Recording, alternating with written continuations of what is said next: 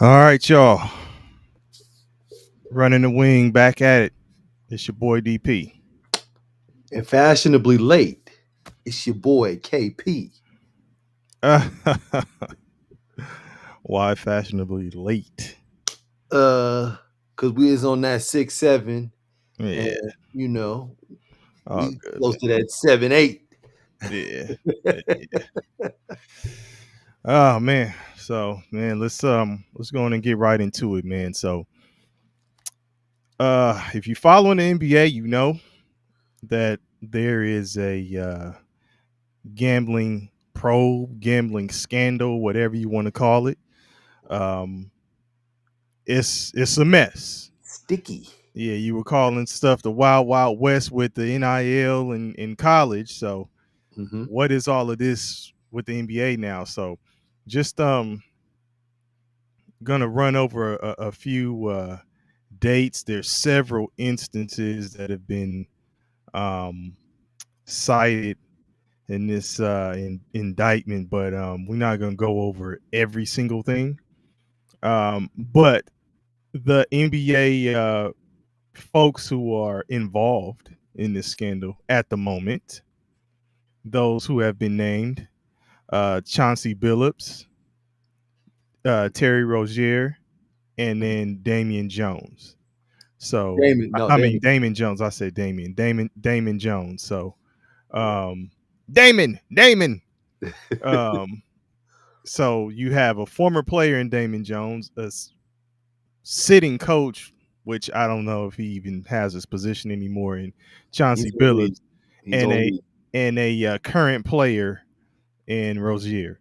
So And waiting in the wings, Michael Be Malik Beasley yeah, well, I don't know. They said under Beasley investigation. was being investigated. Then it was reports saying he was cleared, but yeah. So He ain't on the NBA roster. hey, He hey. ain't cleared. So man, so the FBI has been it's been reported that they said this has been going on for years. Yes. Um, so April 9th, 2019, um, the authorities alleged there was a rigged poker game, and that the mafia was involved. Yeah. You've heard that they were using the folks who were actually participating in the poker game were using, allegedly, uh, glasses. X-ray And tables, dog. yes, X-ray tables, cards with invisible markings that can only be seen Whoa. with the glasses. This is an elaborate scheme here. And listen, there was a shuffling, allegedly. We'll have to that the we'll have to keep throwing out allegedly. There was a shuffling machine that was altered, um, and there was some technology that allowed them to read the cards in the deck, so they were able to kind of predict, the probability of which player would have the best hand, and then they Yeah. would relay that information to the people who were participating in the game. So this is like real, you know Sophisticated. detailed, thought Yeah. out, sophisticated, yeah, like you said. So Yeah. um but that was 2019, the initial findings, or you know the earliest date I saw with this particular situation. Then in October 2020, you had $50,000 allegedly Uh-oh. wired to Chauncey Billups, and that money is believed to have been associated with illegal poker games. Yeah. Now, the year 2020 just kind of stands out to me as COVID times, right? When niggas wasn't Everybody, supposed to be around each other. no, not even that. where Oh. where folks was sitting at home trying to come up with a scheme to make Oh, some yeah. bread because Yeah. that water was being shut off Yeah. in all across the board, different Yeah. industries, all kind of stuff. Now, I'm not saying that that's what these folks did, but it's being alleged that they had these illegal dealings. So December 2022, so a couple years later, that's when they first cited the date first cited that I saw for the gambling related to the games. Mm-hmm. There's non-public information that's being gathered and sent around to co-conspirators and different people who were involved in this elaborate scheme. Yeah. And that information uh gave, it's almost like insider trading, right? Something's going down. Oh, So that's exactly what it yeah, is. yeah, It's yeah. not So almost like yeah. So you make the call to your folks, yeah, you say yeah, that. So February 9th, 2023, you had Damon Jones, not to be confused with Damian Jones. yeah. You had Damon Jones. On that phone. Well, it was alleged. On that phone. It was alleged that he was on that phone. How you feeling, brother? Hey, I'm good, man. What's going on, man? What How you you got for feeling, me? brother? Man, hey, man, you playing tonight, man? Yeah, I'm playing. What you got for me? Man. Okay, so you in Milwaukee. Bong is in the building. Alpha's in the building. Appreciate y'all. Bong with us in the chat. Appreciate you, Alpha, rocking with us.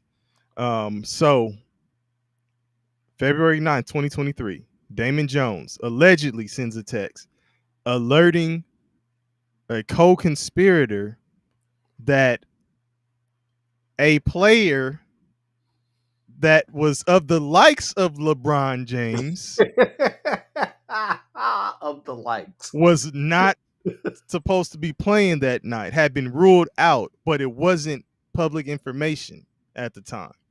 Now, if you want to go and dig and figure out who the Lakers played that day, it was the Bucks. Milwaukee Bucks. Bucks ended up winning 115-106. I don't know who you put your money on. If it was on the over with Giannis, he had 38-10. If it was Anthony Davis, he had 23-16. So you might have won, either way.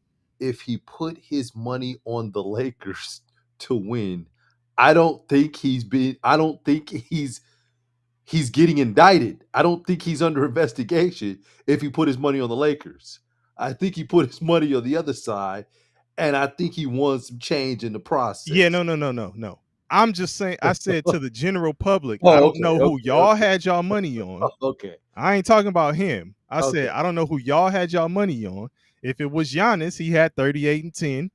If it was Anthony Davis, he had 23-16 in that game. Yeah. So, prop bets, I don't know who had what. General public wasn't privy to the information about the player of the likes of LeBron not playing. So they may have put their money a different way, right? So, but I saw a number, I can't remember the exact number, but I think it was over $200,000, approaching like $300,000, that were put on the under in a March 23rd, 2023 game. Yeah. My bad. On a March 23rd, 2023 game with Terry Rozier. Yeah. Now, he was playing for the Hornets at the time. Mm-hmm. And again, non-public information was sent out about him. He was going to just stop playing early, pull himself out of the game early. So, that was the signal to go for his unders. A lot of suspicious betting was said. Yeah. And all of these are allegations, baby. Yeah. We don't know this to be fact. Allegations, allegedly, right? Yeah. So I was sitting thinking, because this, I'm like, all right, they talking about Billups, Chauncey Billups in the poker games and all that stuff. I'm like, did he have anything to do with like the sports betting? Like NBA. Yeah, I'm like, well, how are we tying this? Because I'm looking at all the headlines and I'm like, they're just lumping all of them in together, right? Yeah. And does Billups have anything to do with the sports betting, the NBA betting? Mm-hmm. So it's also been alleged that on March 24th, 2023, prior to a game between Alf's Portland Trailblazers and the Chicago Bulls, the indictment states that Billups had told someone that the Trailblazers were tanking and several of their players were not going to be playing that night. This, again, these are all allegations. This is a March game? Yes. March 24th. This is actually the day after Rozier's game. And the crazy thing is, this time of the year, this is when the tanking is happening. You got people that are battling to get in the playoffs and be playoff teams, and then you got other teams going in a different direction. Like, you know what? We're going to play our young guys. We're going to see what we have, and we're going to get ready for next year. So now, it is that time of the year. Now, so if we fast forward to this year on the 23rd of this month, so, you know, roughly about a week ago, that's when you had the arrest of Rozier, Billups, and Jones. Yes. So there was also a guy, I don't know if it's pronounced Marvs or Marvis Fairley. So this guy was named as a co-conspirator in this scheme, and it was said that he had communication with Damon Jones, and he was also fairly involved in the Jontay Porter situation. So they're trying to draw that connection. Again, allegedly, allegations. Yeah. We don't know none of this to be true. We just reporting on it. It's all over the place. Pick an outlet, and you'll see the story. So this, yeah. So you said a lot, and I want to unpack it little by little to do it justice. So the first three big fish that were named were, you know, current and former NBA players. And a coach. Yeah. Current coach. Yeah. There were 34 people that were arrested in this process. 34. The other 31, we don't know who they are. The interesting thing was listening to the head of the FBI talk. He started talking about the mafia families. Yeah. And he named 4 different mafia families. Yeah. And it talked about their involvement. Yeah, we just gonna say 4 different mafia families. We ain't naming. Yeah, you already know, brother. Hey. Yeah, but 4 different families. Hey, I'm stopping you like they stopped old boy when he was talking about the tush push. I forgot who it was, but he was like, man, they moving, and it was, you know, talking about how the refs weren't calling it correctly, and then his boy was like, don't get fined. Yeah. Nah, and mine is don't get found. Yeah, don't get found. Don't get found. Yeah. Nah, man. So but I thought it was interesting that none of their pictures were anywhere. We don't, you know, we'll never know what these guys look like. Never. But you're plastering these 3 guys. These 2 guys didn't act alone, especially in Chauncey Billups' scheme. His scheme was just way too intricate, way too elaborate. I was looking at something on ESPN. They had Sam Mitchell, who was a friend of Chauncey Billups, and they had a gambling expert, and they were saying that the nickname that they used for Chauncey Billups was Chum. Basically saying, you know, Chum is what they use to attack. They use as bait to bring in fish, the big fish. And they were saying that Chauncey Billups was, in fact, bringing in the big fish. Yeah, and that's why I was like, are they collateral damage, as you were talking, leading into that by talking about the mafia families. But here's another thing, DP. We talked, so I had to look up poker and gambling and if it was illegal to gamble at the house and all that stuff. So in the state of I don't know what it is by each state, but I looked in the state of California. It's not illegal to, run your own poker game as long as the house doesn't take a cut and get paid, right? So you could actually do it because I thought about Gilbert Arenas, and and then I listened to Gilbert Arenas, and I thought about something else, and I said, "Damn, didn't LeBron allegedly have a casino in his house in Ohio? Wasn't this a known thing? Were players like it doesn't say what games they had, but you listen and you hear some things. I've heard some things, Mm-hmm. and I heard allegedly that you know Gil was there, Braun was there, and Damon Jones was there, Mm, mm. and Damon Jones can't play cards for shit. Yeah. but but I'm listening to all this, and I'm like, damn. And you So and we seeing right through your camera's poker face because it's struggling tonight. you talking about me? Yeah. Oh man. And so I'm listening to this, and I'm like, damn, Braun allegedly had a casino in his house, and then I'm looking at Chauncey, getting arrested, and he sending the bat signal with the Clutch Sports hoodie, like, You and did Damon mention that. Jones, Ooh, huh? I say you did mention that. Yeah, I saw it live, and then Damon Jones is allegedly calling for insider information to Braun, and now Braun isn't playing. Like, I wonder what's going on with Braun. Braun, Yee.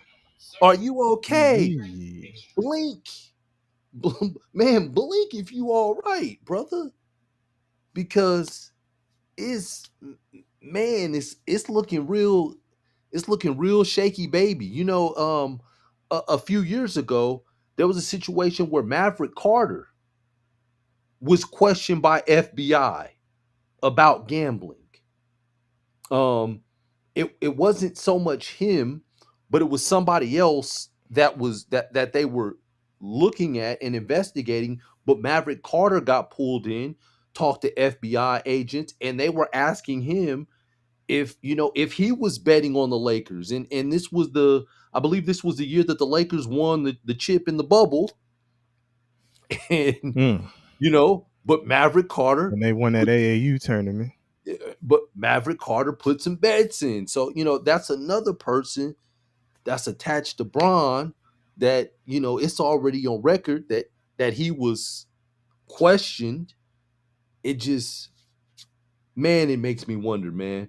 And, I know the NBA is taking measures because the situation with, Jonte Porter. Jonte Porter was a two-way guy. And so what the NBA did was they took all two-way guys off of the prop betting. So you can't make bets on two-way players. Mm-hmm. They have to be on NBA contracts. So I know the NBA is trying to do something, but with the NBA being a part of the betting sites Yeah. and the players getting Partnered with yes, some and DraftKings yes, and and the players getting 50% of the revenue sharing, so mm-hmm. them profiting off of this too. Prize Picks, That part of it, Underdog. it's not going away. Mm-hmm. It ain't going away, and I really don't know what the NBA is going to do because beyond those 34 people that they got, I would say it may be 200 more. Oh man, I wouldn't doubt it. I wouldn't doubt it at all. So, yeah. Yeah, no, it's definitely it's crazy. And to think that it's only 3 people Yeah. would be, and this is again, it's still allegations, so you don't know what's going to happen with them, but to think that it's only a few people who there could be some funny business around. Like, nah, betting has been a part of a part of shit for The fabric. since inception. Yeah. Yeah, So this is the fabric because I mean it's more competition. yeah, I mean, and I don't know if there's, you know, more who will be named, but I can put my money on. I can bet on that indictment has does 1 through 100 or something like that, so they can continue bringing people in as doe 1, 2, 3, 4, 5, and so on. Because this is an ongoing investigation, and as soon as they start connecting dots with different people, they're gonna be replacing that doe with, you know, such and such player and this player and that player, or coach or GM, or, you know, who knows. So my question to you is, what does this mean for the league? Like, can they fix this? Man, what a time to be an NBA commissioner, or the NBA commissioner. Yeah. Um, because you got the shit with the Clippers where you had Pablo Torre on your ass, Oh you man. know, talking about what was going on with Kawhi Leonard and Yeah. whatever deal he had with, Circumventing the salary cap. yeah. Then you got this, right? And we just getting into the season, right? Yeah. The stuff with We the do. Clippers was preseason, Dog, and now dog, you hit with this. this is the 8th day. Yeah, like this is crazy, and you have to navigate through all of this. Like they say, you know, you welcome all types of publicity because you in the news. Well, do you? No, no, you don't want this. Right. Like this is, you know, No, this is yeah. I don't know. Like all publicity ain't good. You know what I'm saying? And this is one of those things where it's gonna be tough, man. Even if, let's say, these guys are exonerated down the line, Mhm. like, will you ever? You won't forget it. No, you can't. You can't. Like, I mean, we still remember Tim Donahue. Yeah, and he's been talking. Absolutely. He got a lot to say. Yeah, He's like, man, you know, uh uh what he said was very interesting. He said that David Stern kind of trumped the FBI which is crazy. and you know made it seem like Tim was a lone wolf Yeah, in this that's whole wild. thing, and then just you know and halted the investigation. Like, how do you stop the FBI from investigating? Yeah, that's what I don't know about that. Whoa, That's crazy.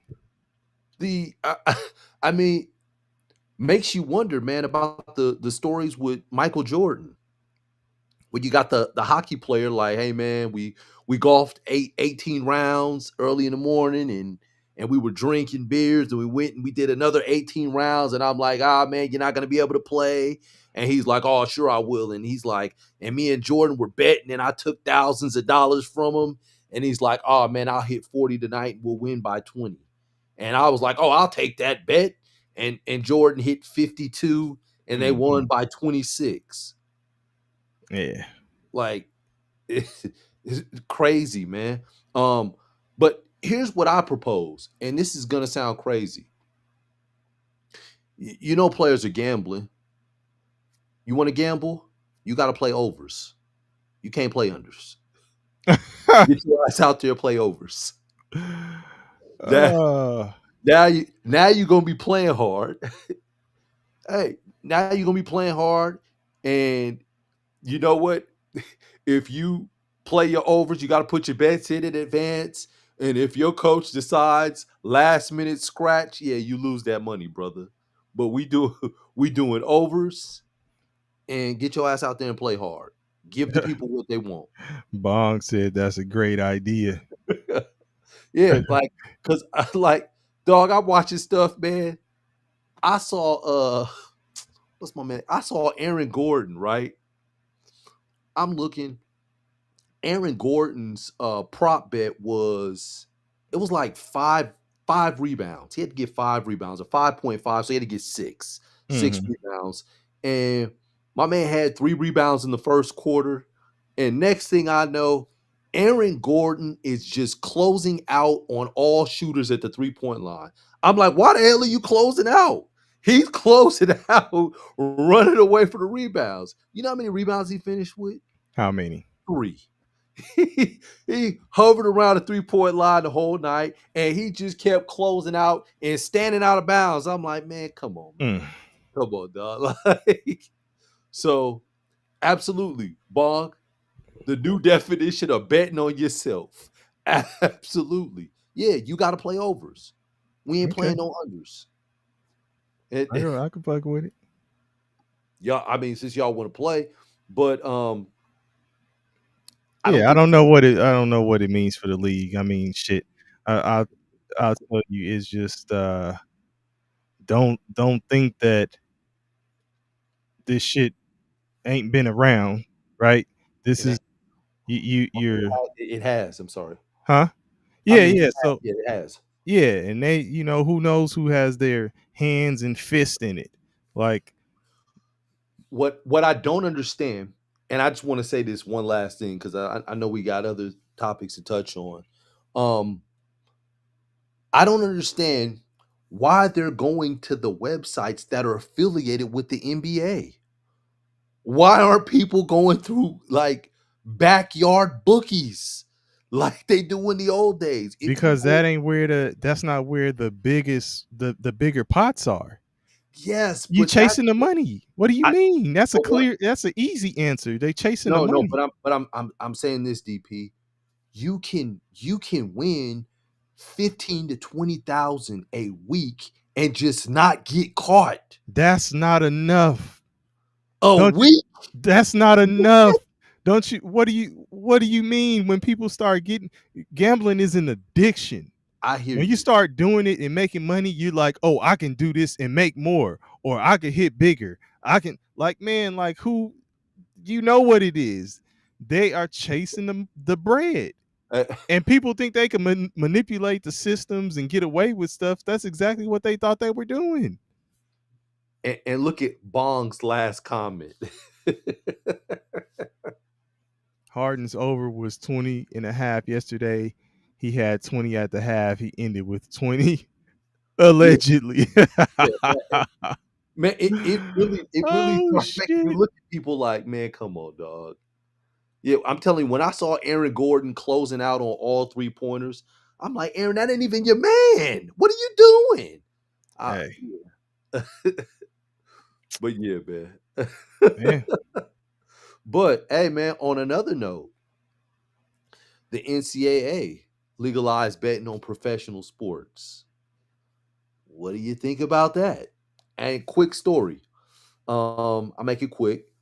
My oldest son, when he graduated high school, so he graduated, he was over the age of 18. So we was playing prize picks in my house. When he got to University of San Diego, they told him he could not have prize picks, he couldn't have DraftKings, he couldn't have any of that stuff. So Mhm. he had to delete it. He had to, take his money out and he deleted it. So he didn't have it all, not betting it all, not doing anything. Yeah. But now they will be opening the door. It was supposed to be November 1st. It just got pushed back to November 25th that they will Oh, start. is it the 25th? I thought it was the 22nd. Man, Uh, what the hell? Now you got a thumbs up button what are you talking that about? popped up on your screen. You did some Oh, kind of oh, my thumb was up. My bad. yeah, Oh, my- like yeah. Um, this dude got the animated features. so they've they've pushed it back. So it's gonna be in November, and they are going to let NCAA players bet on professional sports. Mhm. They got that NIL money. Yeah. They got that scholarship money. They get a form of some like revenue sharing as well. But my question, but this is what it turns into though. now you have insider information because some of these NBA players were your teammates a year ago, 2 Mhm. years ago, 3 years ago. Or you train with some of them in the summer because Yes. you trying to get to where they at. So you Yes. contacted your favorite player and he said, yeah, come on through. We're going to be at XYZ gym. And now you got your workouts and you've been working out with them all summer. Absolutely. That's So your now guy. y'all cool. You're still staying in connection. And yeah, you have inside information because you're in there now. Yeah. And these are young kids. Look, man, let's just say this. Anytime there's gonna be a black market for anything. Everything. You can create a system to the powers that be can create a system to monetize off of something. You Absolutely. saw it in the cannabis industry. You think Yeah. it ain't niggas out here still selling weed? I mean, you're still gonna have an underground black market where people are handling transactions that fit outside of the parameters of what the powers that be considered or have deemed legal. So all Absolutely. these illegal transactions will continue to transpire. Like you're not gonna stop it. It's gonna happen. Same thing is gonna happen NCAA with all of this sports betting that you guys trying to legalize, and it's almost like that parent that says, "Oh well, I rather they be in my house than Doing it, yeah, smoking, smoking yeah." It's it. like, Yeah. you think you stopping it because that's Yeah. what's happening? Like, I'd come rather on, you man. smoke in my house than be smoking on the street.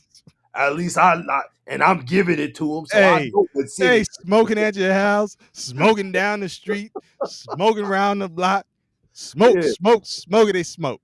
Yeah, Like, you got Smokey. You yeah, raising Smokey now. like, come on, man. You're not stopping nothing with this. You talk about the Wild Wild West and what the NIL was creating. What you think this is gonna do? Man, I see more arrests coming.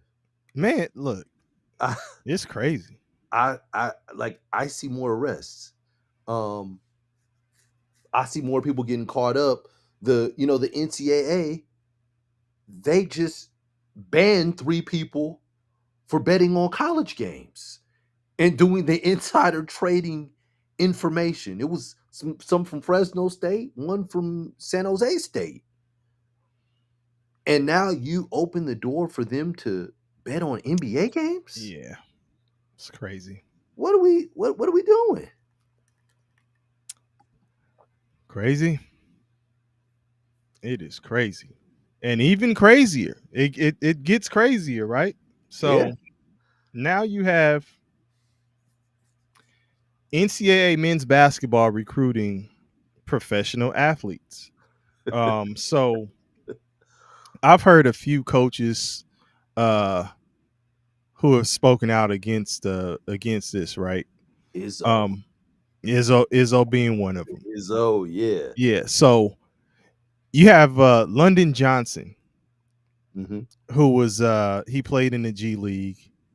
You Mhm. have Terry Darling, who played Yeah. in the G League, and Mhm. you have Coke Yat, who played in the G League as well. Mhm. So Johnson is the player who just recently committed to Louisville. And this is what kind of sparked all of these conversations and the uproar, if you will. People talking about how can you allow this? You know, you're allowing a player to go pro, Mhm. and then they can just come back and play in what we consider amateur sports. I mean, is college even amateurs?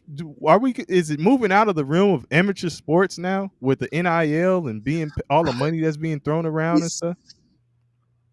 we was 5 steps from eternity. 5 steps from eternity, we were We 4 was 4 steps. steps. Um, so It's close, dog. It's eh, they say football's a game of inches. Hey, listen. That's Let who me we are. let me give you the stats for the three guys that I just named, right? Mm-hmm. London Johnson, his stats. G League stats. Most Yes. recent year. 3.1 points per game, 1.3 rebounds, 1.7 assists. Mm-hmm. Then you had Coke Yat, 2.5 points a game. Has he committed yet? He hasn't committed. I'm gonna Yeah, get to yeah, that. yeah. Okay. One point, and then 1 rebound, 0.3 assists. Mm-hmm. And then Darlin, who is at Santa Clara, Yes. 11.6 rebounds, 2 assists. So he had the best stats across the board out of those three. Mm-hmm. Johnson, as I said, Lyndon Johnson has committed to Louisville. You have the likes of Louisville and West Virginia pursuing Coke Yat. And BYU. BYU as well. Yeah. I've heard that there's interest, mutual interest with West Virginia and Yat. I don't know how true that is. These are just reports that I'm seeing swirling around, but Reach out to my West Virginia people. go ahead and do that. Let us know. Yeah.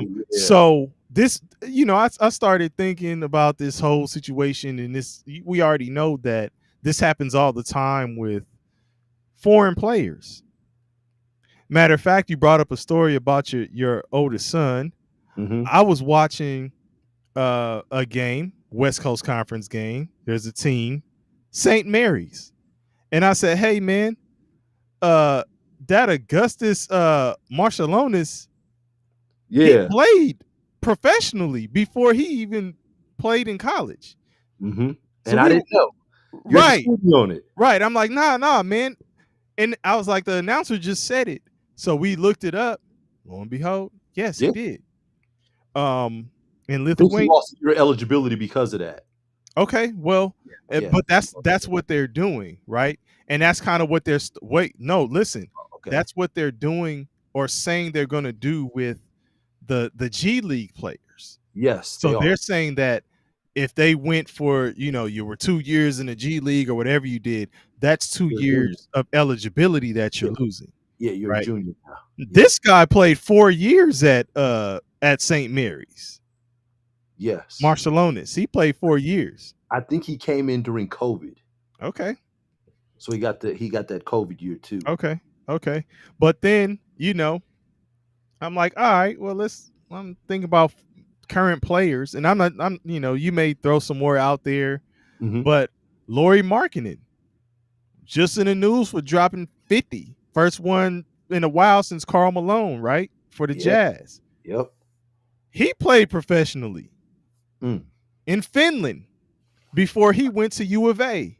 Wow. Was everybody talking about that? Absolutely not. And he played 2 years. Swept under the rug. Yeah, he played 2 years professionally. Whether it's a second-tier team or whatever tier team that they have overseas, I don't know exactly how all those break down. That will be something that maybe we can actually do a show on one day, to look at the ins and outs of how that overseas basketball is structured with the tiers and all of that stuff. But these are considered professional leagues that these players are playing in before they even step foot on a college basketball court. Absolutely. And we not tripping until it's a dude over here in the U.S. Now it's the problem. So, a couple things. No one was talking about Terry Darlin at Santa Clara. That kind of went under the rug. It wasn't until London Johnson went to Louisville that everybody was in an uproar. Mm-hmm. And it was Izzo, it was Kelvin Sampson. Yep. Quite a few. It's funny. Of a lot of the coaches that they interview, one of the coaches that was like Dan Hurley too. They're doing it overseas. Mm-hmm. You're taking players from overseas that are professional. You can bring them, like if they play in the G League, they were not on an NBA team. They were not on a two-way contract. He was breaking it down. They weren't on a two-way contract. So they technically were not NBA players. They were G League players. They should be able to play college basketball just like professionals that played overseas are able to play college basketball. You know who that coach was? Who? That coach was Kevin Young of BYU. Hmm. Same coach that's in the running to get the G League play. Listen. Who had a player that you referred to as Denim, or if it's the men, who Yeah. also played Professional. professionally And Kevin before he Young played at BYU. and Kevin Young is an NBA guy. So he knows because he was coaching with the Phoenix Suns. He was working with Kevin Durant the year before he got to BYU. So he went to Kevin Durant to BYU. But I totally agree with you. It's like, how are we taking players from overseas that are playing professionally and playing multiple years, 5, 6?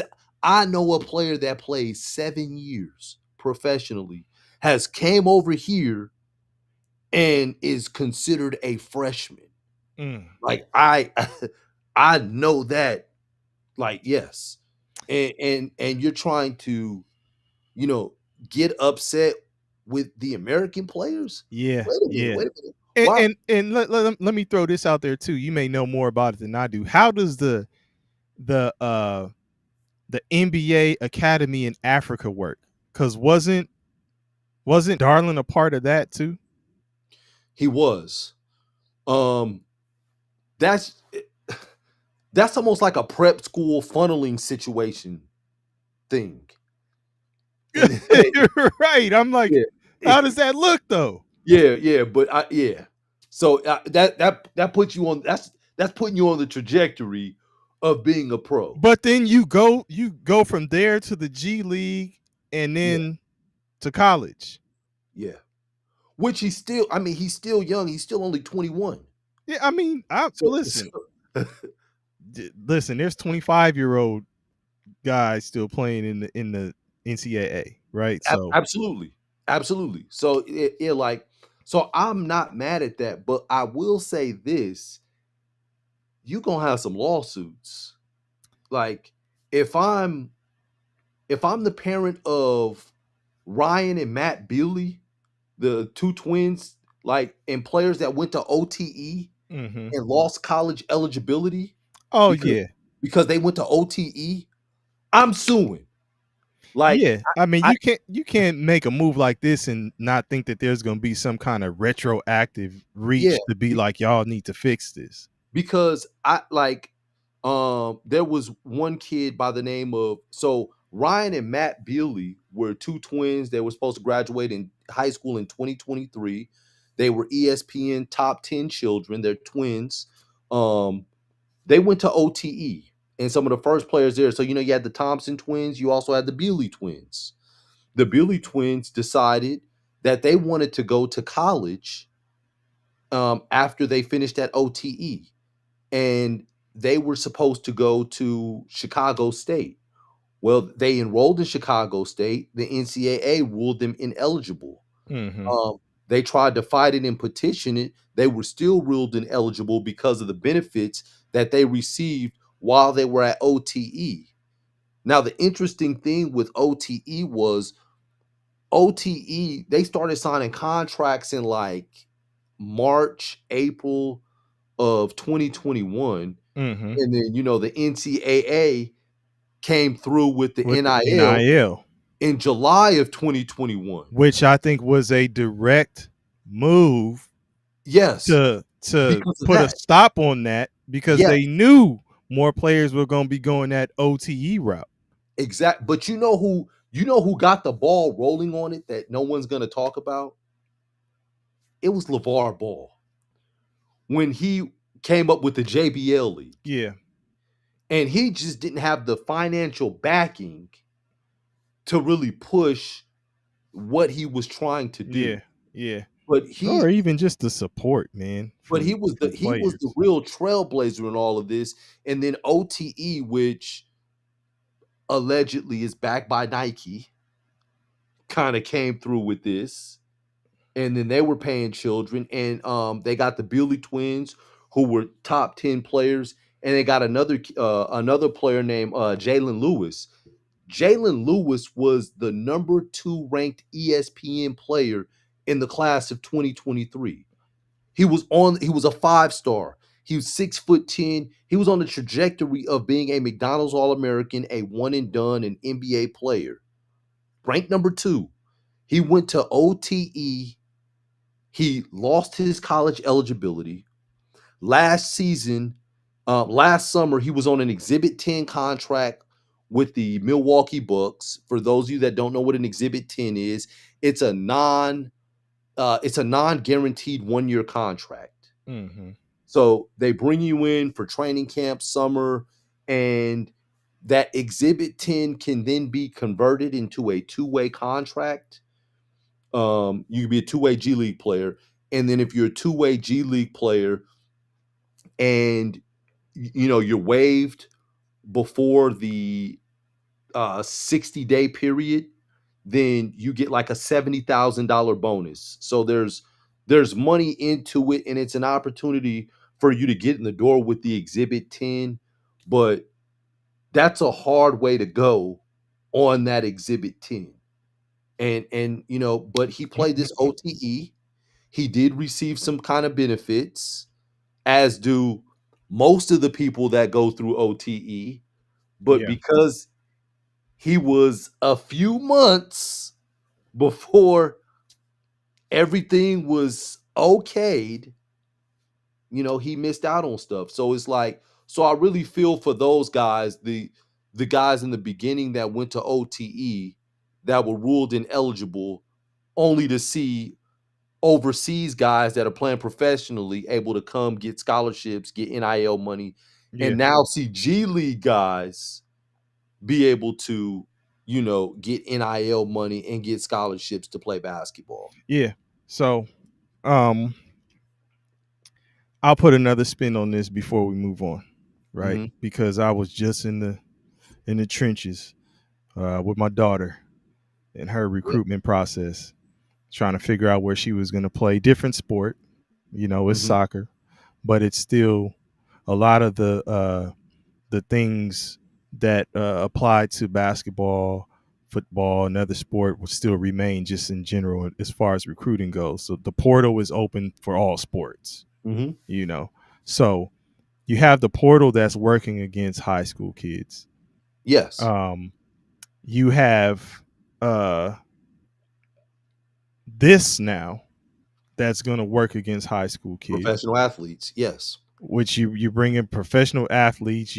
The league itself, the college platform itself is moving to older, more mature players in general, mm-hmm. right? Sprinkled in with youth. Yeah, we'll hit the portal. We'll get a couple JC kids, and then we'll throw a dash of high school kids in there.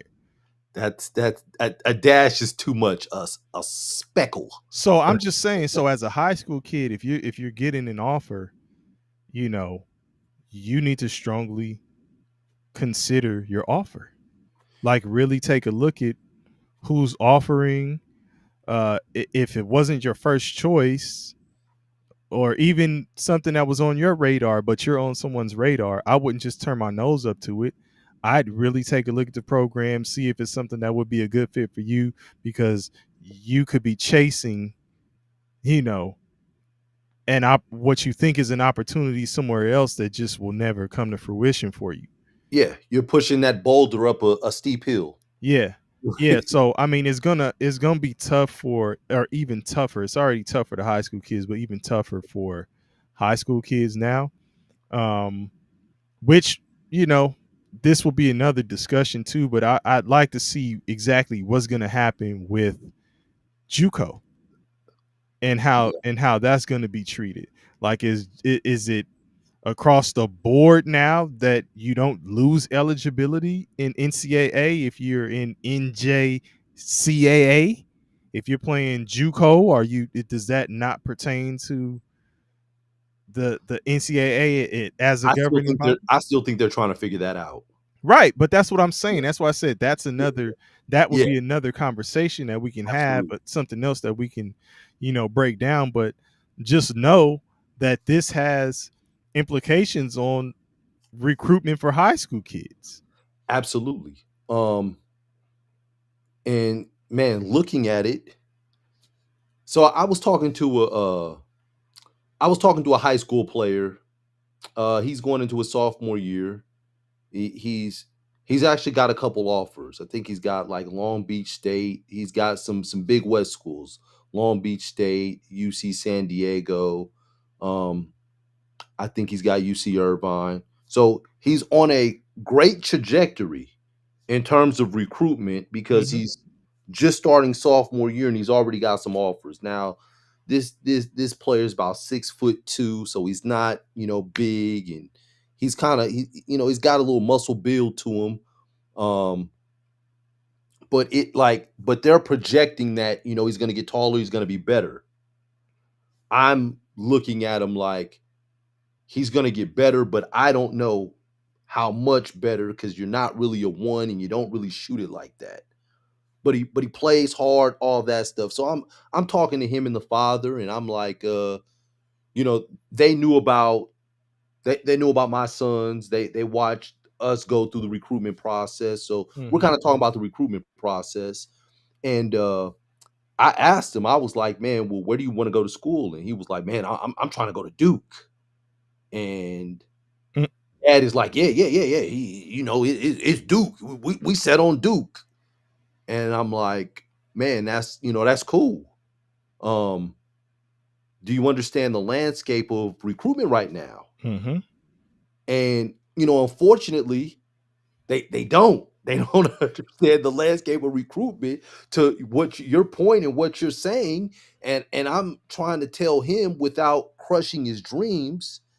Um, you want to keep talking to these schools Oh that are yeah, recruiting you. yes. You don't want to turn your nose up Don't and, turn your and, nose. and, and don't start saying, "Well, I could do better." Like, Yeah, I mean, no. look, I'm sure You and probably you probably could. could. I'm sure you Yeah. probably could, but hey, man, keep massaging these relationships because and I asked him. I said, "Hey, as a freshman, would you be content with sitting on the bench, or are you trying to play?" "Oh man, I'm trying to play." Well, these are the schools you really need to look at because this is where you have an opportunity to play. Yeah. And the sad thing is, me and you see it as, you know, old, washed up former players ourselves. We see it and we see the storm that's coming, but a lot of these other parents and these children, they don't even see it, man. They're oblivious to it. And they're Scotty not gonna boy in the know. building. They're not gonna know until it's too late. Yeah. Just a sad thing. But yeah, like the landscape of recruitment has changed drastically. Yeah, and it's I mean, you thought that for a minute the portal was all in favor of kids, and I mean it allows for maneuverability and people to just not be stuck in a situation. But NIL money and all that stuff that's being thrown around, like that, every player's not getting that. Like every player is not getting a big $1 million NIL deal and Not at all. hundreds of thousands and all this stuff. Like, At all. and in some cases, like a kid is really like shooting for that scholarship. And there's a lot of kids out here who, in particular, those who aren't getting the NIL deals, who are in need of the scholarship, like Yes. the sports scholarship. Um, Absolutely. so there's so many ways that the organization is able to like manipulate this and have it work in their favor, and still like these kids are out here getting done dirty. I've heard, you know, even with football, with on the JUCO scene, where they eliminated that second uh open door for the portal in football. Yeah, I know what you're talking about. You're talking about the spring portal. Yes. So Yeah. you would think that that's, oh man, that's going to be all good for JC and all of that kind of stuff. But I've heard some coaches say, nah, they don't, they're not, you know, waving their hands or pumping their fists like, yeah, that's a go. This is a win for us. And these are JC coaches, because they're saying, man, these kids get the offers from spring and during spring, right? Mm-hmm. They get a preview of the kid from when they get on campus. They if they have already qualified, they can leave JC. They go early, enroll Mm-hmm. well before the season. They have a preview of how the kid is. If they ain't feeling them, they snatching a scholarship before the season is even starting. Damn. Yeah. You stuck in limbo now. So it's like Wild Wild West. What you mentioned football. I know we're talking about basketball, man. While I was talking about basketball, I wanted to say something about basketball and what you were saying. We're talking about high school players and the recruitment. So with basketball, you have two times of signing. You could sign in the spring, or you could sign in the fall. They call it winter, but it's really fall because it's November. If high school players that are seniors if they're like 2 and 3-star recruits and they don't sign in the fall, their recruitment is cooked. It's over, because once you get to the spring, now you're competing against everybody in the portal. Yeah. See, in the fall, there's no portal. So you're only competing against the JUCO players Yeah. that are signing early. So any parent listening, if you got a child and they're a senior and they have a chance to commit in the fall, do it. You could Which is always decommit. which is one of the things I was trying to tell my daughter in her Yeah. process. But I'll say this too, because there's a bunch of shuffling cards, and some of them are going through that altered shuffling machine that they allege, them folks had in the poker games. So you never can tell what cards you're gonna be dealt, and who already knows what's going on with it and what game you playing. It's rigged. Yeah. This recruitment shit, it's rigged. People already know what they're gonna do. They know what they're looking at. They got boards. They know how they want to move. If this happens with this kid, you think there's no talks about a player that's not happy in a particular program? You think that that's not being talked about to potential suitors? Oh, hey man. I asked the coach. I said, what month do you know when your player is going to hit the portal? What month do you think they told me? November. December. Oh, okay. They said they know by December who's hitting the portal. The Okay, season because starts maybe in at that November. point, I was gonna say maybe at that point they've seen Yeah. like a few real games. Yep. So now They're they're like, like, oh, yep. They're like, and I asked multiple college coaches at different colleges, and the same answer was December. I was like, ooh, damn. yeah, yeah. So just real quick, my just blanket advice, since I was throwing all that stuff out there, it's rigged and all that stuff. But my blanket advice would be to go where they want you, and stop chasing, somewhere where you're just another. You're tolerated. Yeah, not even that you're tolerated. We're talking about recruitment before you even get there. So where you just another like number or name, like you're way down that list. They got Yeah. to go to this guy. If this guy don't work or this girl don't work, then we go into this one. Then we move to this one. Then we move to this one. And they ain't even got to you yet because you way at the bottom of the list versus this school has you here, top of the top. list. We really want you. Like you really have to, kids really have to start considering that, man. It was it was a player at a college that was about to hit the portal, and I guess he went into the office like about to hit the portal, and they already had the new recruits that they wanted And he on the saw the board. board. Yeah, Shh. he saw my son's name circled Hey, at the circled a top few of the board. times, huh? Yeah, Circled in like 3 it's different color circled. markers Yeah, with stars around it. looked like a rainbow with circles, all kind of colors. Done found Another the picture picture of of him and the taped name. it on the board. He said, "God dang, I ain't even off the team yet, and they And they already looking for your replacement. yeah." Right.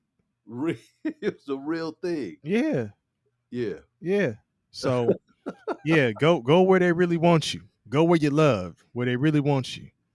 absolutely, So absolutely. um but yeah, so anyway, that's what I think about this recruiting thing in terms of that side of the game on the high school side, because we talking about college, we talking about pros, but we ain't even talking about JUCO. We ain't even talking about high school. Like, and it was a point to where it was like, what they call JUCO purgatory. It still kind of is. It still kind of is, but then you thought there was some light with the new rules of, okay, well, maybe they won't lose eligibility and they'll still have 4 years if they choose to go to a JUCO. Then now in that sense, a JUCO is competing with a kid with an institution like a prep school that may have gotten a kid that goes there. They'll go to a JUCO instead.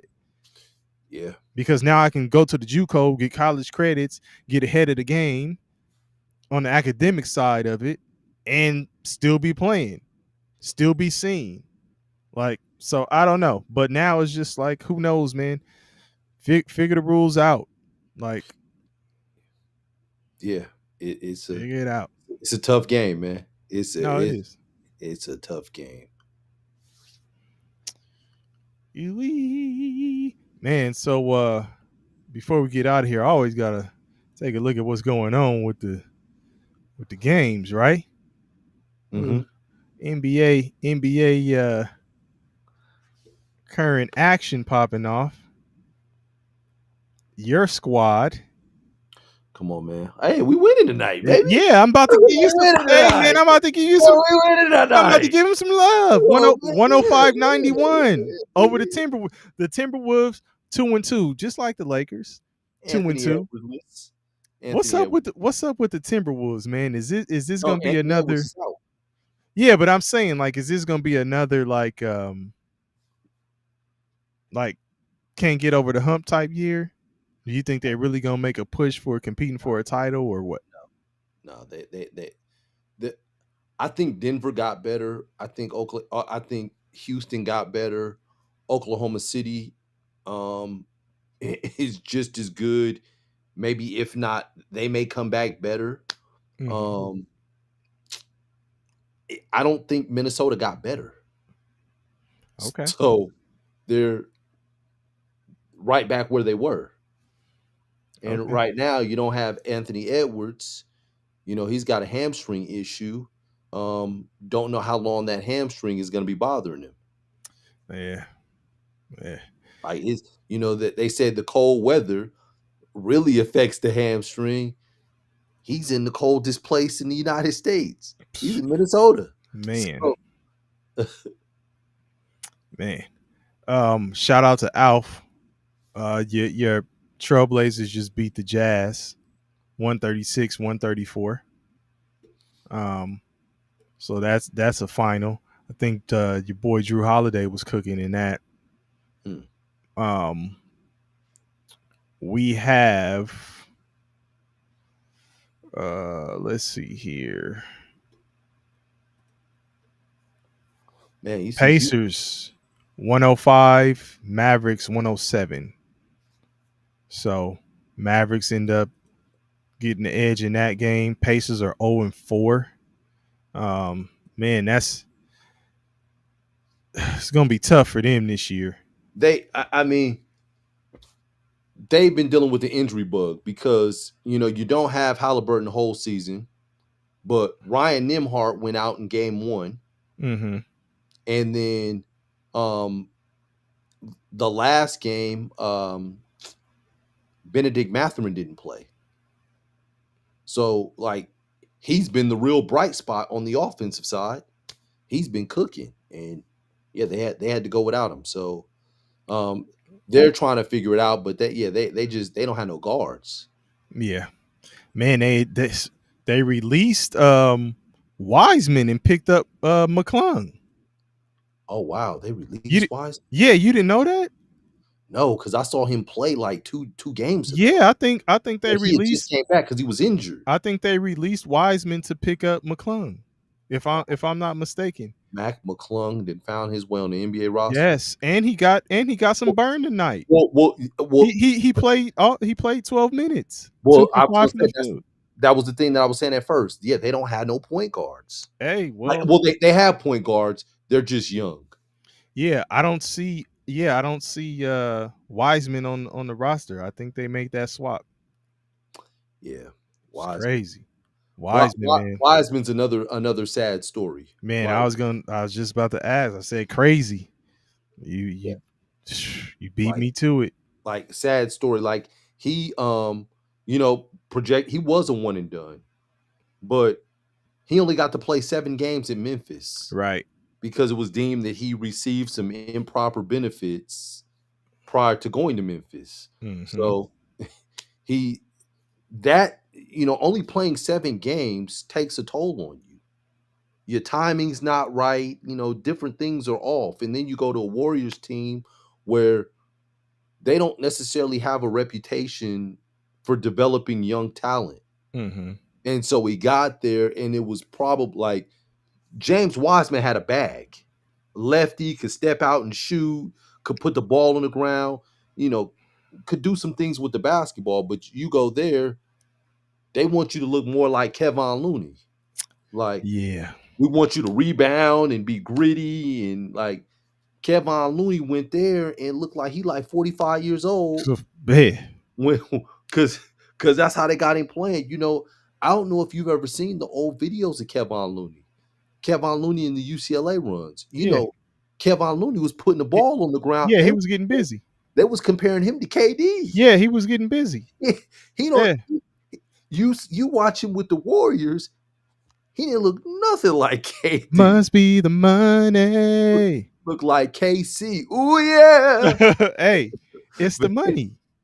Man. You get in the NBA, and if you're just not one of those superstars, your role may be changed. It may be diminished. You may be put in a box, and making your money depends on if you gonna do what the team asks you to do. Right. Yeah, you got to adapt. Yeah, so that's why you see you'll be calling a guy this and that, or he sucks and is it, but catch him in your local LA Fitness. Your YMCA or something. Like see what he do to you there. Give you buckets. Right. Right. So Alf, I saw you. Alf says Jeremiah Fears had himself a game.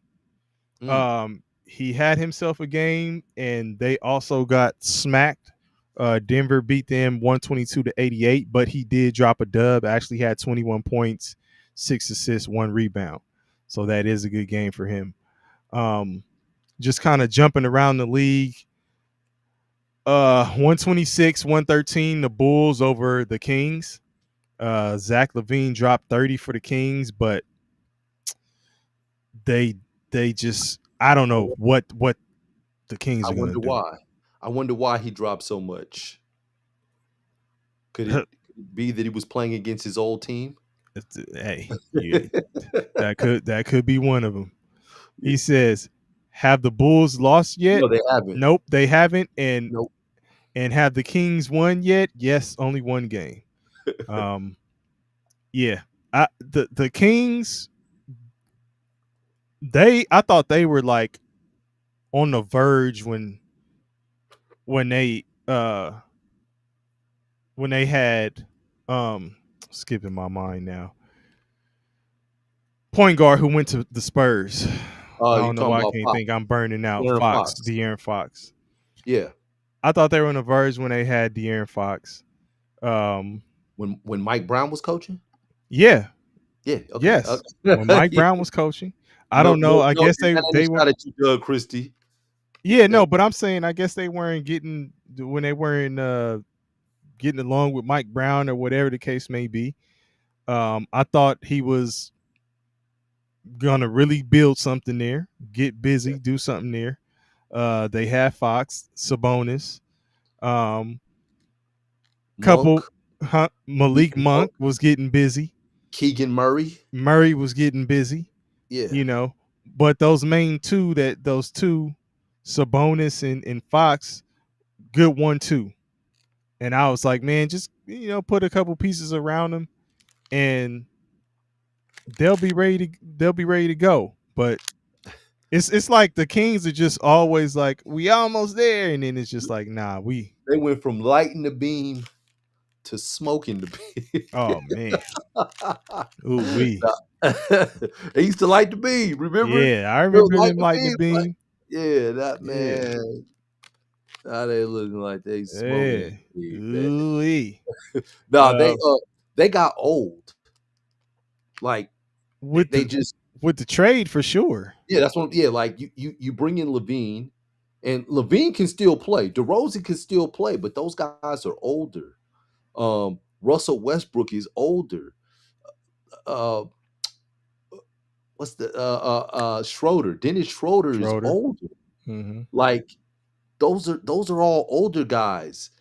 Young guys don't seem to mesh well with older guys, especially guys like a Levine and a DeRozan Yeah. who want the ball in their spots. Like that's probably Who who killing are people's who career. are similar, kind of, right? Yeah, mid range. Right, because I was Yeah, gonna say, and Levine has moved away from like you know the athletic type. I'm going and dunking yeah, and all this other kind of stuff, right? yeah. It's they're similar. Yeah, he's trying to shoot more threes. Like he shot tonight, he shot 8, but he only hit 2. That's 25%. Uh, Like, but I know they need to do something. The that's Kings. probably but that's probably killing Keegan Murray. Like, where Uh, he's like, damn, because he can't get the touches that he was getting at first. yeah, but it's okay. And this is no shot at Murray. If you were to say, all right, man, we're gonna break this team up, we just gonna straight up trade these guys to contenders out of respect, and we're gonna try to build as much draft capital as we can, and we just gonna start trying to see if we can build this from the ground up. Do you have anybody on the roster once you trade a Sabonis or a Levine, DeRozan? Is there anybody there that you would say, okay, this guy's a cornerstone or a No, centerpiece, whatever you want to tab it as, like no, somebody we could build around, and this is our no. future? Okay, that's what We I'm saying. So it's yeah, we like, got yeah, because it's I look at Malik Monk like a Jamal Crawford type of dude. This is a six man that's gonna get in there. He's gonna get buckets, but I like him as a six man because I know what I got this ace in the hole, but I wouldn't build around him. He doesn't he hasn't been consistent throughout his career, but a hell of a player. yeah, yeah. Um, few more scores. We got 135, 116 Pistons over the Magic. The Magic are bad this year. Yeah, 1-4 right now. I mean, it's early, but you can tell how some of these teams are looking if you watch some of these games. Yeah, the Magic.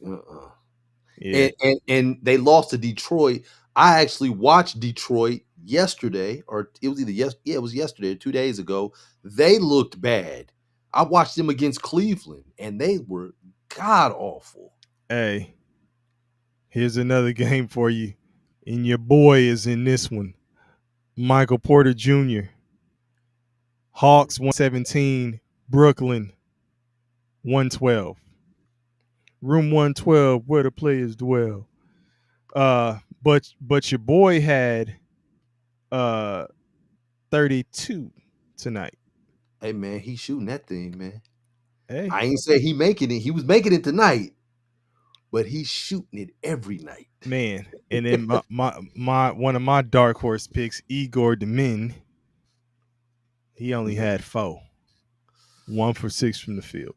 What they hit for? What they hit for? I mean, hey man, it's been a slow start for quite a few rookies, man. Yeah. Cooper Flag the other day had 2 points. No, Yeah. nobody's talking about that, because it's Cooper Flag. Yeah. Well, Yeah, I only mean, had 2 points. today he had 15. Bounce back. 6 for 11 from the field. Oh, that's real good. Yeah. That's real good. The rookie that's been cooking, man, is Edgecombe. Yeah. I mean, he had that one big game. Came down to earth a bit. I think he had 14 in the last game. Like 14 or 15, yeah, but he was yeah. averaging 25. Yeah. He's Yeah. And he had what I thought the other players would have, because Ace Bailey don't get no burn. nah. So it's You thought you was getting the touches. They're going to Lord Marketing. It's like straight up like the complete flip, but that's Yeah. because they need Edgecombe right now. You don't have Paul George in the building. Yeah. So you don't have Paul George on the floor. He may be in the building, but he ain't on the floor. I don't even know if he's in the building. Okay. He might be in the suite. Hey, I don't know where's he be. He ain't on the floor. So yeah, man, but Edgecombe is in a position where where his squad needs him to do all those things that I said he was gonna be in the box. But they're like, man, just get out there and do your thing. Beneficiary of the circumstance, really. And that's my opinion. Because when Paul George comes back, I think it changes. I think he's getting busy still. I really do.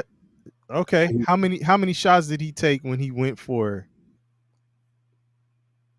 What was it in the first game? 30, 34, 36. 34, I thought. 34. How many shots did he take? I need to know that. Hey man, give me a moment, brother. Give me a moment. We getting there. We getting there. We getting there. I'm just saying, it would be crazy to say that he took 26. Yeah, 26 shots. You think he's getting 26 shots with Paul George, Maxey, and Embiid on the floor? He's gonna take 26 shots. Well, Embiid was on the floor that game, but I just asked you. Do you think he's taking 26 shots with Paul George, Embiid, and Maxey on the floor? Nah, but I think he'll get 12. Okay, and he'll have to have a lot of 60% from the floor efforts to maintain like a 15 point per game average. Yeah. I'll give you that. I mean, I'm not knocking him. It's the circumstance, and I think the circumstance changes when Paul George returns. Listen, man, we always say the money guy is gonna get the shot, right? The money guy is gonna play. So absolutely. So I since you're looking in the NBA action, my question is, has the 50-point performance lost its luster? And before you answer that, I'll say this. I didn't look at the stats tonight, but prior to tonight, we had Lauri Markkanen that had 51 points, 14 rebounds, 3 assists. This was on 10-27 against the Suns. They got a victory. We had Austin Reeves with 51 points, 11 rebounds, 9 assists. That was against Sacramento on 10-26. Mm-hmm. And we had Aaron Gordon that had 50 points, 8 rebounds, 2 assists versus the Warriors on 10-23. And on that same day of 10-23, we had Shea go for 55 points, 8 rebounds, 5 assists versus the Indiana Pacers. So 4 50-point games in the first 7 days of NBA action. Has it lost its luster? Um, I would say I don't think it's lost its luster. Well, I would say the frequency of it may make it seem like it has. Mm-hmm. And the actual variety of player, because some of these guys you wouldn't look at and say, "Oh man, they about to go for 50." If it continues to happen as frequently as it has this early in the season, if that is maintained throughout the season, then I would say it'll kind of lose its luster. Just like with anything, you keep seeing it over and over again, it becomes like an ordinary type of thing, right? Mm-hmm. I will say though, it takes skill to put up the buckets to drop 50. So I don't want to just shit on the skill. It's like this. You either have to, it has to be your day. It's just your Absolutely. day, Absolutely. right? Or you have the skill, or you just you're a pure ridiculous scorer, or you're a knockdown shooter, right? Because a Mm-hmm. knockdown shooter can all of a sudden hit a few, and now it's like, okay, we're gonna keep passing it to him. He's open. We get him off these screens, and bam, bam. All of a sudden, he's hit, 7, 8 shots. You know what's crazy is I like what you said. He when a player's got it going, you feed him. You keep giving him the ball. You know the children are the players now, the young children, they don't think like that. They like he's got it going. I gotta get it going. like, Hey, it's some people in our day that was saying that too. like what? What do you mean? He's clearly got it going. What are we doing? Yeah, nah, but so what did I say? I said it's got to be your day. You Mhm. knockdown shooter or just a flat out scorer. The only way that I would say the only thing that will show that okay is just not a fluke is if you do it again and you do it again and you do it again.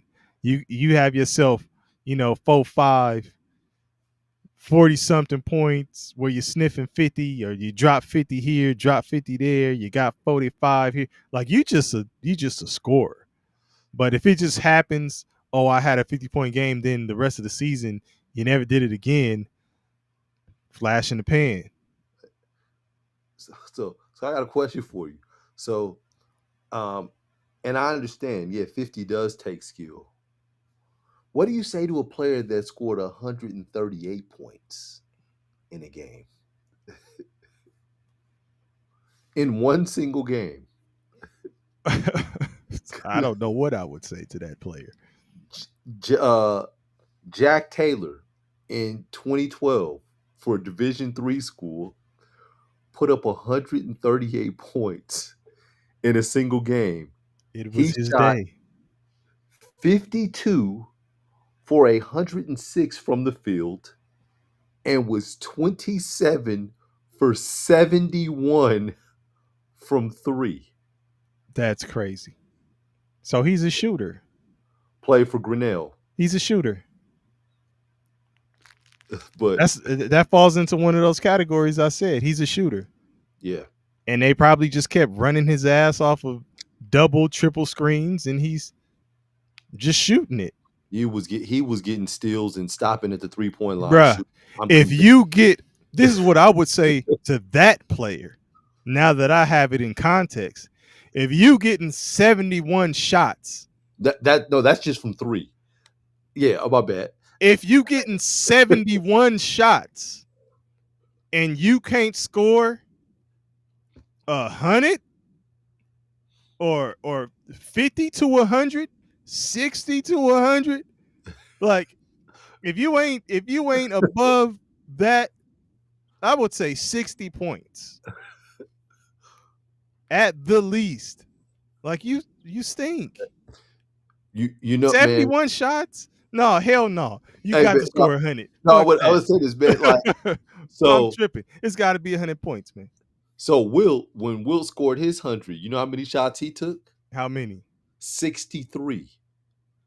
And he was 36 for 63 from the field. So and no one ever talks about this, but now it makes you wonder what the hell was he doing in shooting, because most of his shots were around the Yeah, basket. Like, like it was he missing yeah, bunnies? Like, like yeah, yeah. He I don't know. Man, he shot 32 free throws. He was 28 for 32 from the free throw line. So Granny had it going that particular day, but 36 for 63. Wilt, you was supposed to score 150. Man. Yeah, around the basket. That's why I was kind of This- trying to adjust for like guard play. Like if you Yeah, taking jump shots and stuff like that, well, that's why score I'm like, 150, Wilt. you gotta at least make 30 shots if you taking 71, because then all of a sudden now you get in the rhythm Yeah, because you're shooting so goddamn much. Like, and that was just from three, like you said. How many shots did he take? 108. Okay. If you shoot 108 shots and you don't score 100 points, you stink. On my fault, 106. Let me get it If right. you shoot 106 shots in a game and you don't score 100, you stink. Yeah. 106 shots? You look so disgusted. I'm wondering what 106 shots. I'm wondering what his team was thinking. The next to Man. most the second most shots taken that game by his teammate was 4, 6, 6. and he was 5 for 6 from the field. Hey, he had to get busy. Yeah, My brother made double figures yeah. still. Well, no, he actually had 13 points because he hit a 3-pointer and had 2 free throws. Yeah, I said he hit double Yeah. figures. And then there was another person that shot 5 shots. He was only 2 for 5. Oh man. And he was a starter. But the starters, 5 shots, 2 shots, 2 shots. I mean, what do you think, man? Has it lost its luster? I mean, a 50 piece is it's still 50 piece is legit to hard. me. 50 piece is hard, man. Yeah, 40, it's still 40 is legit to me. hard. Yeah. 40 is hard. That's what I'm saying. You got to have skill to it's got to be something about you for you to hit, I 50 don't points. I don't want to say it's lost its luster, but I'll say that it's easier. You'll see it more frequent now than I think you would have 20 years ago with players that were arguably just as skilled or more skilled based on the way the game was played then versus the way that the Yeah. game is played now. The rules. Exactly. So I don't want to say it's lost its luster, but I'll say that I think it's a little easier. Like Tracy McGrady in this era, he's scoring quite a few 50s. Yeah. I think he's doing it. No, I think Melo in this era, I don't think he has a problem putting up 50 in this Yeah. era. Yeah, I mean, I was more so surprised at some of the players I was surprised that Austin Reeves put up a 50 piece. Hey. But then he followed it up with 41, and then I was like, oh, Which maybe. what did I just say? I said if you score 50 and then you do it again and you drop 40 here and Yeah. like you are a scorer. Exactly. Like, So it's like, so it's like, well, damn, maybe I just didn't realize and how listen, good this guy could score hey, the people basket. say Austin Reeves has game. You know that he's a killer. There's a lot of people who say that, but is he trade bait? Is he a long term piece? I don't know. We was talking about that. It's your squad, so we can table that for another day. Yeah, let's put But that on. Just putting that out there. But yeah, okay. So you say no, it hasn't lost its luster. I'm saying Yeah, I I don't don't think think it's so lost either. its luster. I just think we'll see it more frequent Yeah, based on the rules. sound like we saying the same type of Yeah, deal. But all right, man. Well, shit, we've been at it for a minute. Appreciate y'all who came in to rock with us. We're gonna do this again. Um, absolutely. so man, thanks for running the wing with us, y'all. We out. Peace.